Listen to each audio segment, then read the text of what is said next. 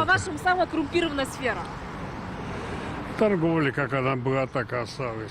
Медицина и образование. Это проблема на самом деле. И все про это знают, но все про это молчат.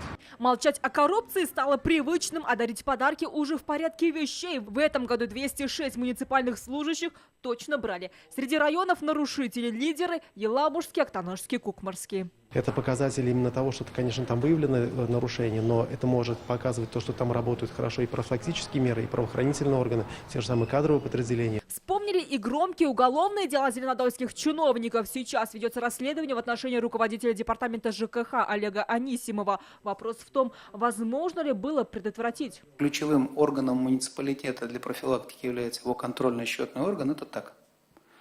Возможность предотвратить, само уголовное деяние, теоретически навряд ли оно совершено и совершено. А ведь вопрос здесь неотвратимости ключевым является.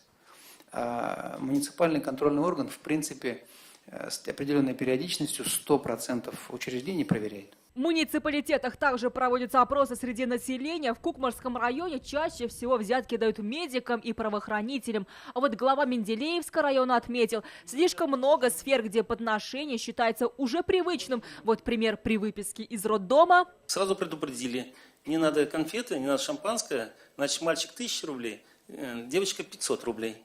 Поступает в учебное заведение, если особым знанием не обладаешь, все платят. Больше 50% опрошенных сами готовы дарить и платить. Или это только данные мониторинга.